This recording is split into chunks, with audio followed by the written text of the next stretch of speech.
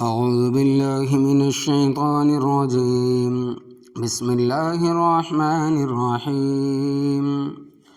إن المنافقين يخادعون الله وهو خادعهم وإذا قاموا إلى الصلاة قاموا كسالى يراءون الناس ولا يذكرون الله إلا قليلا مذبذبين بين ذلك لا إله هؤلاء ولا إله هؤلاء ومن يضلل الله فلن تجد له سبيلا.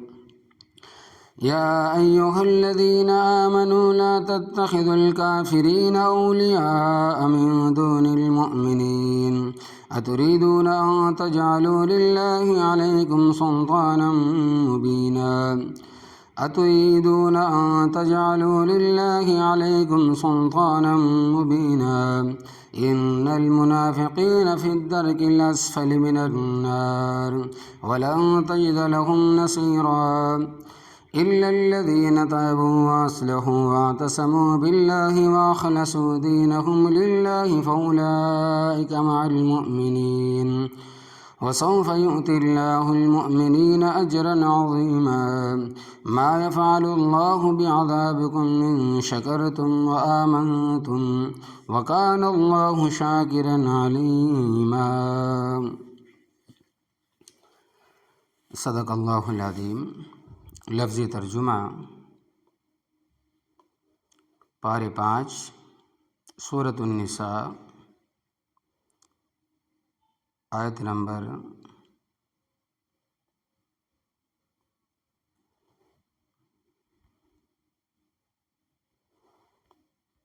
132 تا 36.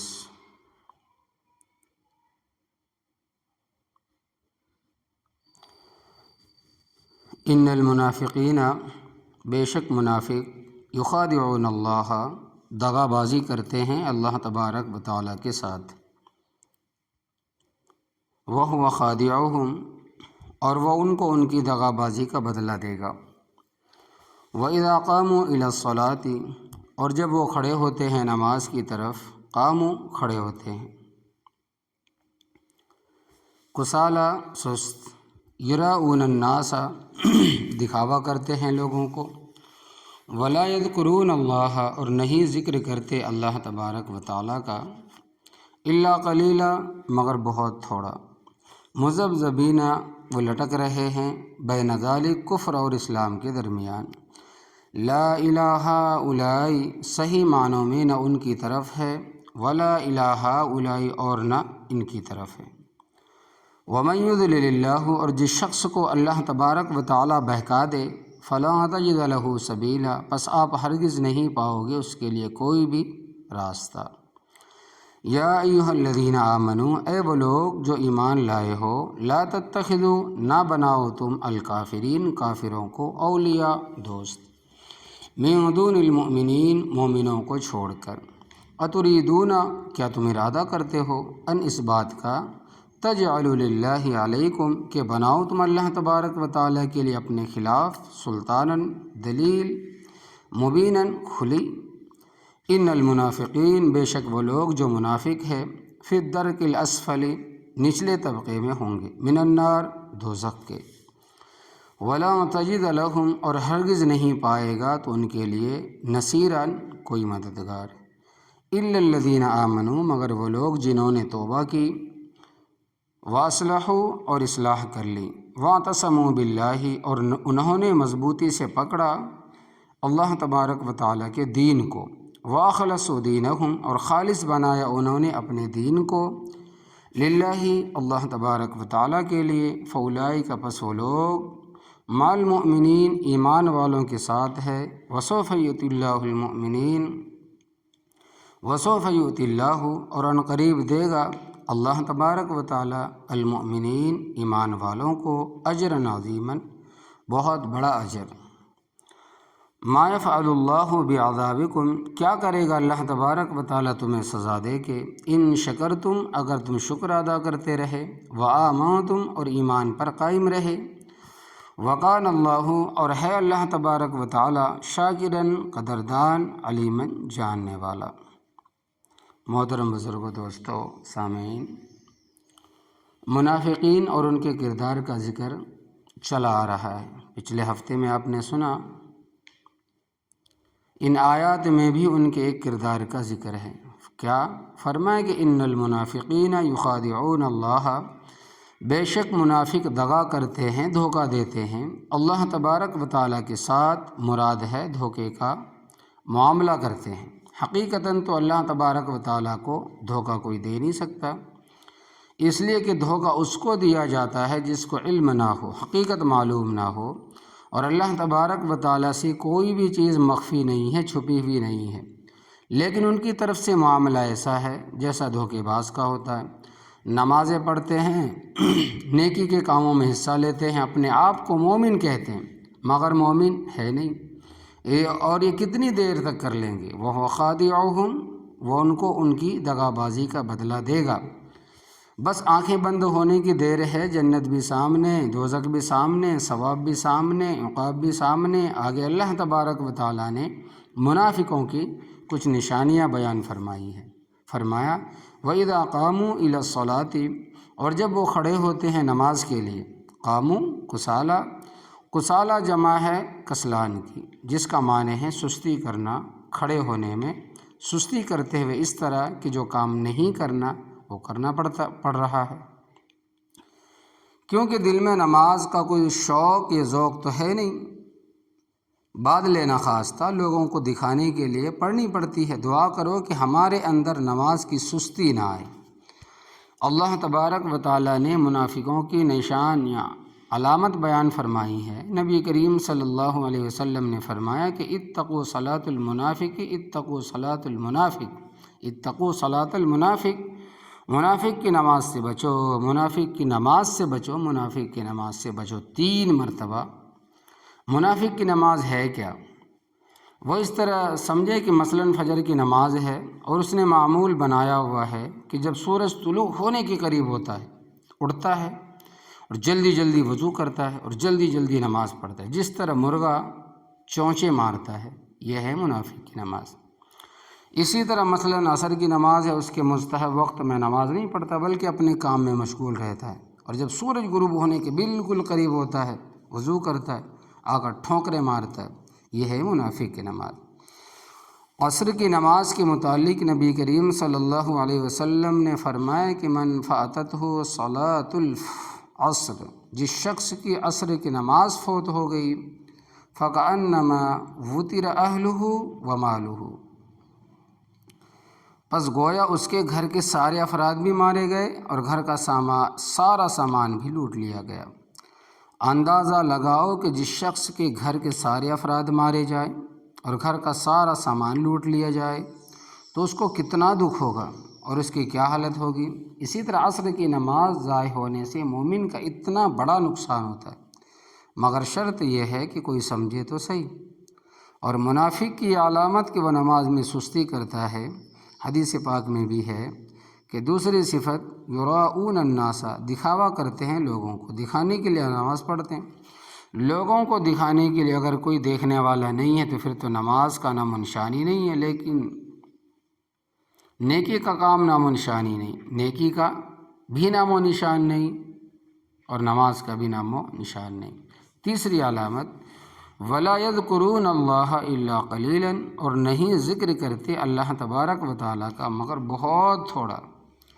اور مومن کی یہ صفت ہے کہ یذکرون اللہ قیاما وقعودا وعلی جنوبہم، آل عمران کی آیت ہے کہ وہ یاد کرتے ہیں اللہ تبارک و تعالیٰ کو کھڑے کھڑے، بیٹھے ہوئے، پہلو کے بل لیٹے ہوئے۔ مومن کا دل اور زبان ہر وقت اللہ تبارک و تعالیٰ کے ذکر سے تر ہوتا ہے۔ اور منافقوں کی چوتھی صفت کہ مذبذبین بین ذالک، وہ لٹکتا ہوا ہے کفر اور اسلام کے درمیان۔ لا الہ الا، نہ صحیح معنی میں مومنوں کے ساتھ ہے کیونکہ دل ان کے ساتھ نہیں، ولا الہ الا، اور نہ مکمل کافروں کے ساتھ کیونکہ زبانی طور پر مومنوں کے ساتھ ہے، کھل کر واضح طور پر نہ ان کے ساتھ ہے نہ ان کے ساتھ ہے، درمیان میں لٹکے ہوئے ہیں۔ یہ اللہ تبارک و تعالیٰ نے منافقوں کی علامتیں بیان فرمائی، اور ہمیں بھی سوچنا چاہیے کہ ان میں سے کوئی ہمارے اندر تو نہیں پائی جاتی، اگر پائی جاتی ہے تو اس کا تدارک کرنا چاہیے، چھوڑنا چاہیے۔ وَمَن يُضْلِلِ اللَّهُ، اور جس کو اللہ تبارک و تعالیٰ بہکا دے، اور جس کو اللہ تبارک و تعالیٰ بہکا دے،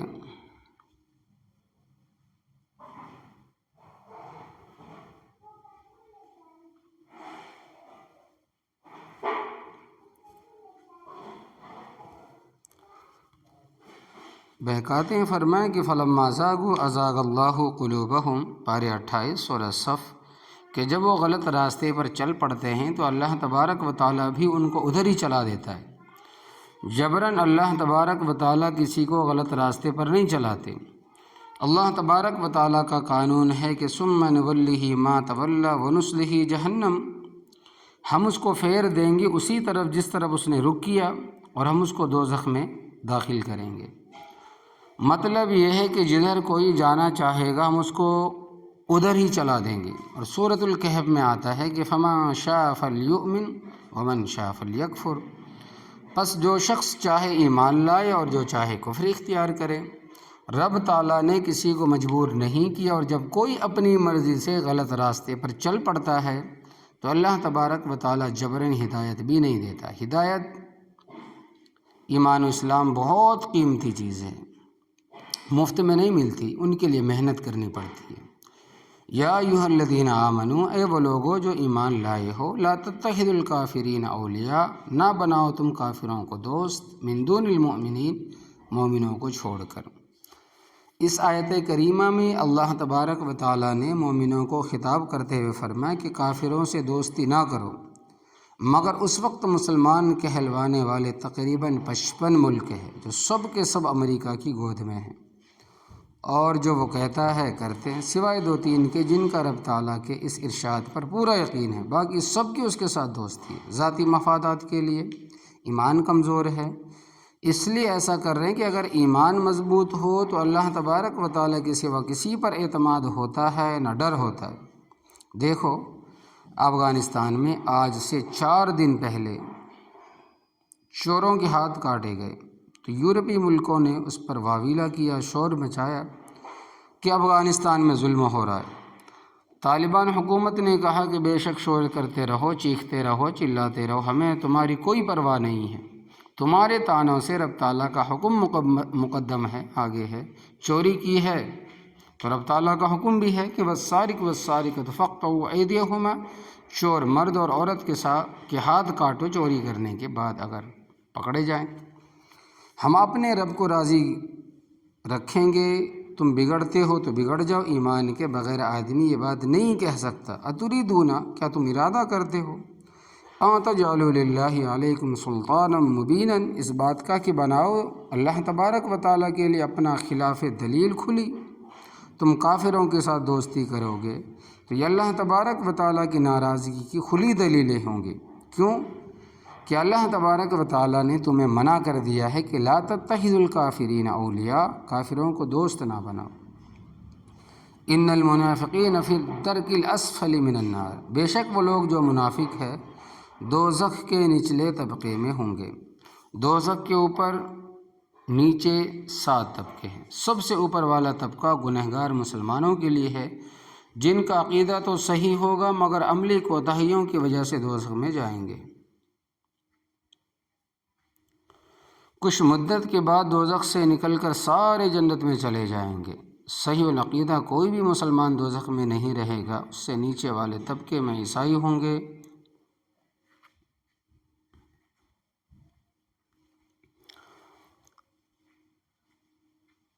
کوئی بھی مسلمان دوزخ میں نہیں رہے گا جس کا عقیدہ صحیح ہو۔ اس سے نچلے والے طبقے میں عیسائی ہوں گے، اور اس سے نیچے والے طبقے میں یہودی، اور اس سے نیچے والے طبقے میں مجوسی ہوں گے، اور اس سے نیچے والے طبقے میں مشرک، اور سب سے نیچے والا طبقہ ہے ان میں منافق ہوں گے۔ دوزخ کے طبقوں کا آپس میں کتنا تفاوت ہے اس کا اندازہ اس حدیث سے لگاؤ کہ جہنم کے ایک طبقے نے دوسرے طبقے کی شکایت کی کہ اے پروردگار، اس کی تپش اور ٹھنڈک نے مجھے تکلیف پہنچائی ہے۔ اللہ تبارک و تعالیٰ نے اس طبقے کو اجازت دی کہ تو وہ 2 سانس لے لے۔ اس نے 2 سانس لی، ایک ٹھنڈا اور ایک گرم۔ یہ جو تمہیں گرمی لگتی ہے یہ جہنم کا ایک سانس ہے، اور جو سردی لگتی ہے سردی کے دنوں میں یہ بھی جہنم کے زمہریر طبقے کا ایک سانس ہے۔ اور بسا اوقات گرمی سردی اتنی پڑتی ہے کہ آدمی مر بھی جاتے ہیں۔ پچھلے دنوں اخبار میں آیا تھا کہ ایک آدمی کا سردی کی وجہ سے خون جم گیا اور وہ مر گیا، اور گرمی کی شدت سے بھی آدمی مر جاتے ہیں۔ تو اس سے اندازہ لگاؤ کہ اس کی ذاتی تپش کتنی ہوگی۔ اس کو اس طرح سمجھو کہ آدمی جب سانس لیتا ہے تو اس کے ذریعے سے معدے کی حرارت کو باہر نکالتا ہے۔ سانس کتنا گرم ہوتا ہے، اس سے معدے کی حرارت کا اندازہ لگاؤ۔ تو جہنم کے نچلے طبقے میں سب سے زیادہ سزا ہوگی، اور منافقین اس میں ہوں گے۔ وَلَا تَجِدَ لَهُمْ نَصِيرًا، اور اے مخاطب ہرگز نہیں پائے گا تو ان کے لیے کوئی بھی مددگار۔ آج دنیا میں لوگ ایک دوسرے کی مدد کے دعوے بھی کرتے ہیں اور بسا اوقات مدد کرتے بھی ہیں، مگر قیامت والے دن ان کی کوئی مدد نہیں کر سکے گا۔ ہاں إِلَّا الَّذِينَ تَابُوا، مگر وہ لوگ جنہوں نے توبہ کر لی، جو منافق نفاق سے باز آ گئے، وَأَصْلَحُوا، اور توبہ کے بعد اپنی اصلاح کر لی۔ غزوہ تبوک میں تقریباً 14-15 منافق رات کو اکٹھے ہوئے اور بڑی واہی تواہی قسم کی باتیں کی۔ نبی کریم صلی اللہ علیہ وسلم کے خلاف، قرآن کریم کے خلاف، صحابہ کرام رضی اللہ تعالیٰ عنہم اجمعین کے خلاف۔ ان کے ذہن میں یہ تھا کہ ہماری باتوں کو کوئی سن تو نہیں رہا، جو منہ میں آیا بکتے رہے۔ مگر اللہ تبارک و تعالیٰ نے قرآن پاک نازل فرما کر اپنے پیغمبر علیہ الصلاۃ والسلام کو آگاہ فرما دیا کہ انہوں نے رات کو اللہ تبارک و تعالیٰ کا مذاق اڑایا ہے، اس کی آیات کا بھی، اور اللہ تبارک و تعالیٰ کے پیغمبر سے بھی مذاق کیا ہے۔ ان میں سے ابن حمیر کو اللہ تبارک و تعالیٰ نے توبہ کی توفیق عطا فرمائی، اور انہوں نے منافقت سے توبہ کر لی اور سچے دل سے ایمان قبول کیا۔ اس طرح 1-2 مثالیں اور بھی ملتی ہیں کہ چند منافقوں نے نفاق سے توبہ کی، باقی اکثر منافقوں کو توبہ کی توفیق نہیں ملی۔ جس طرح بدعتی کو توبہ کی توفیق نہیں ملتی، حضرت انس رضی اللہ تعالیٰ عنہ سے روایت ہے کہ ان اللہ قد حجب التوبہ عن کل صاحب بدعہ، بے شک اللہ تبارک و تعالیٰ نے بدعتی پر توبہ کا دروازہ بند کر دیا ہے۔ بدعت کی ایسی نحوست کہ جس کی وجہ سے توبہ کی توفیق نصیب نہیں ہوتی۔ وَاعْتَصَمُوا بِاللَّهِ، اور انہوں نے مضبوطی سے پکڑا اللہ تبارک و تعالیٰ کے دین کو۔ وَأَخْلَصُوا دِينَهُمْ لِلَّهِ، اور خالص بنایا انہوں نے اپنے دین کو اللہ تبارک و تعالیٰ کے لیے، توبہ کر کے خالص دین پر چلے۔ فَأُولَٰئِكَ مَعَ الْمُؤْمِنِينَ، پس وہ لوگ ایمان والوں کے ساتھ، ان کا شمار ایمان والوں کے ساتھ میں ہوگا۔ ساتھیو، توبہ کا دروازہ ہر وقت کھلا ہوا ہے۔ گزشتہ گناہوں سے توبہ کرو اور آئندہ اپنی اصلاح کرو۔ البتہ جن چیزوں کی قضا ضروری ہے ان کی قضا لوٹاؤ، مثلا نماز ہے، روزہ ہے، زکوٰۃ ہے۔ کسی آدمی کا حق کھایا ہوا ہے، کسی کو گالیاں دی ہے، کسی کے پیٹھ پیچھے برائی کی ہے، اس سے معافی مانگنی پڑے گی، اور اللہ تبارک و تعالیٰ سے بھی مانگنی ہے، کیونکہ اس میں 2 حق ہیں۔ ایک بندے کا حق، وہ معاف کرے گا تو معاف ہوگا۔ یہ نہ سمجھنا کہ لوگوں کا مال کھا کر توبہ توبہ کہہ دیا معاف ہو گیا، بالکل نہیں، ہرگز نہیں، اس طرح نہیں ہوگا۔ غلط فہمی میں نہ رہنا، جس کا حق دینا ہے اس کا حق لوٹاؤ اور معافی مانگو۔ دوسرا، اللہ تبارک و تعالیٰ کا حق ہے، اس کے قانون کو توڑا ہے، لہٰذا اللہ تبارک و تعالیٰ سے معافی مانگنی ہے۔ وَسَوْفَ يُؤْتِ اللَّهُ الْمُؤْمِنِينَ أَجْرًا عَظِيمًا، اور ان قریب دے اللہ تبارک و تعالیٰ ایمان والوں کو بہت بڑا اجر دے گا۔ اس کے خزانوں میں بہت کچھ ہے جس کی کوئی انتہا نہیں۔ جو اجر اللہ تبارک و تعالیٰ نے ایمان والوں کے لیے رکھا ہوا ہے، آج ہم اس کا تصور بھی نہیں کر سکتے۔ اللہ تبارک و تعالیٰ فرماتے ہیں کہ ما یفعل اللہ بعذابکم، کیا کرے گا اللہ تبارک و تعالیٰ تمہیں سزا دے کر؟ اے بندو، تمہیں سزا دینے سے اللہ تبارک و تعالیٰ کو کیا مل جائے گا؟ اور اگر سزا نہ دی تو اس کا کیا بگڑ جائے گا؟ ان شکرتم و آمنتم، اگر تم شکر ادا کرتے رہو اور ایمان پر جمے رہو، قائم رہو، وہ سزا تب دے گا تم اس پر ایمان نہ لاؤ، اس کی نعمتوں کا شکر ادا نہ کرو، اور ظاہر بات ہے کہ نافرمان کو کوئی بھی معاف نہیں کرتا، ہم تم بھی معاف نہیں کرتے، اور رب تعالیٰ تو تمہارے اور ساری قوتوں کا مالک ہے۔ ہاں، اللہ تبارک و تعالیٰ تمہیں سزا دینے پر راضی نہیں ہے، اسی لیے فرمایا کہ وَلَا يَرْضَىٰ لِعِبَادِهِ الْكُفْرَ، کہ اللہ تبارک و تعالیٰ راضی نہیں اپنے بندوں کے لیے کفر پر، کفر سخت ناراض ہے، کفر پر سخت ناراض ہے، اور ظاہر بات ہے کہ اگر تم کفر کرو گے، نافرمانی کرو گے تو سزا بھی دے گا۔ وَقَانَ اللَّهُ شَاكِرًا عَلِيمًا، اور ہے اللہ تبارک و تعالیٰ قدردان جاننے والا، اگر تم ایک نیکی کرو تو 10 گناہ بدلہ دیتا ہے، 10 گناہ بدلہ دیتا ہے، اور اگر نیکی فی سبیل اللہ کی مد میں ہو تو 700 گنا بدلہ دیتا ہے۔ کتنا قدردان اور جانتا بھی ہے، اس سے کوئی شے چھپی نہیں ہے، وہ تمہارے ظاہر کو، باطن کو، سب کو جانتا ہے، تمہاری نیتوں سے بھی واقف ہے، اور تمہارے اعمال و اقوال کو بخوبی جانتا ہے۔ یہ بات ہر وقت تمہیں پیش نظر رہے کہ معاملہ پروردگار کے ساتھ ہے جو علیم بذات الصدور ہے، اور